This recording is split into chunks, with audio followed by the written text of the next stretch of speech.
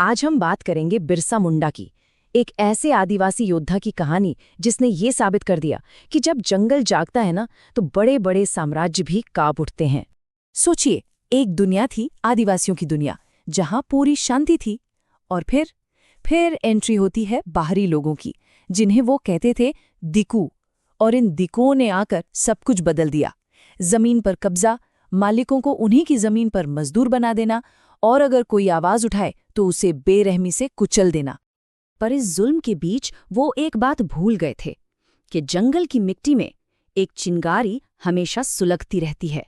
तो चलिए इस कहानी में थोड़ा और गहरा उतरते हैं। सबसे पहले ये समझते हैं कि मुंडा जनजाति का जीवन आखिर था कैसा, और वो कौन सी ताकतें थीं जिन्होंने उनके वजूद को ही खतरे में डाल दिया था। देखिए, मुंडा लोगों का जमीन से रिश्ता बहुत अलग था।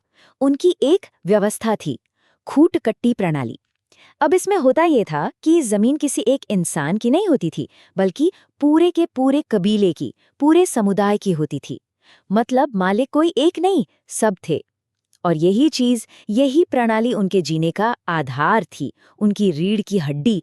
अब हुआ ये कि अंग्रेजों की पकड़ धीरे धीरे कसती जा रही थी। 1757 में प्लासी की लड़ाई हुई, फिर जमींदारी सिस्टम आया, वन कानून आए, और एक के बाद एक इन चीजों ने आदिवासियों को उनकी ही जमीन और जंगल से बेदखल करना शुरू कर दिया। और ये सब करने वाले कौन थे? कहानी के विलेन, दिकू। ये शब्द आदिवासी लोग इस्तेमाल करते थे उन बाहरी लोगों के लिए, मतलब साहूकार, जमींदार और अंग्रेज अफसर, जिन्होंने आके उनकी पूरी दुनिया को ही तहस नहस कर दिया था। तो असल में हुआ क्या? दो दुनियाएं आपस में टकरा गईं। एक तरफ थी खूटकट्टी प्रणाली, जहां सब कुछ समुदाय का था, और दूसरी तरफ अंग्रेजों की लाई हुई जमींदारी प्रणाली, जहां जमीन एक निजी चीज बन गई। और इसका नतीजा ये हुआ कि आदिवासी अपनी ही जमीन पर मजदूर बनकर रह गए। और यहीं से असली संघर्ष की शुरुआत हुई। और इसी संघर्ष के बीच से एक चिंगारी भड़कने वाली थी। अब कहानी का फोकस एक नौजवान पर आता है, बिरसा, और हम जानेंगे कि किन हालातों ने उसे एक क्रांतिकारी बना दिया। तो बिरसा का जन्म 1875 में एक बहुत ही गरीब मुंडा परिवार में हुआ। लेकिन वो पढ़ने में बहुत तेज थे। उनके पिता चाहते थे कि बेटा पढ़े, इसलिए उन्होंने उसे एक मिशनरी स्कूल में भेज दिया। पर इसकी एक शर्त थी, दाखिले के लिए उन्हें ईसाई धर्म अपनाना पड़ा और अपना नाम बदलकर बिरसा डेविड रखना पड़ा। पर स्कूल जाकर बिरसा को बहुत जल्दी एक बात समझ आ गई कि ये जो शिक्षा दी जा रही है, ये असल में एक चाल है। इसका असली मकसद आदिवासी पहचान को मिटाना और लोगों का धर्म बदलना था। ये ज्ञान नहीं था, ये तो गुलामी का एक नया तरीका था। और यहीं पर उन्हें वो बड़ी बात समझ में आई, जो एक कहावत बन गई, साहेब साहेब एक टोपी है। मतलब चाहे वो मिशनरी हो या अंग्रेज सरकार, दिखते भले ही अलग हों, पर टोपी एक ही है और मकसद भी एक ही है, आदिवासियों का शोषण करना। और बस यहीं से सब कुछ बदल गया। वो नौजवान जिसके हाथों में कभी बांसुरी और इकतारा गूंजता था, उसे हालात ने मजबूर कर दिया कि वो अपने लोगों के लिए धनुष और बाण उठाए। अब बिरसा की जिंदगी का एक नया अध्याय शुरू होता है। वो एक आध्यात्मिक नेता के तौर पर उभरते हैं और एक ऐसे विद्रोह की नींव रखते हैं जिसे इतिहास हमेशा याद रखेगा। चलिए देखते हैं ये सब हुआ कैसे। तो बिरसा ने सबसे पहले अपने ही समाज के अंदर काम करना शुरू किया। 1894 में जब भयानक अकाल पड़ा तो उन्होंने लोगों की सेवा की, अंधविश्वास के खिलाफ आवाज उठाई। फिर 1895 में उन्होंने खुद को भगवान का दूत घोषित कर दिया। उन्होंने एक नया धर्म भी शुरू किया, बिरसाइत, और देखते ही देखते लोग उन्हें धरती आबा यानी धरती का पिता मानने लगे। उनके इसी आंदोलन को, इसी शक्तिशाली लहर को एक नाम मिला, उलगुलान। इसका मतलब होता है महाविद्रोह, एक बड़ी उथल-पुथल। और इस उलगुलान का एक नारा था जो पूरे जंगल में गूंज उठा, अबुआ राज सेतेर जाना, महारानी राज टुंडू जाना। यानी हमारा राज स्थापित हो और महारानी का राज खत्म हो।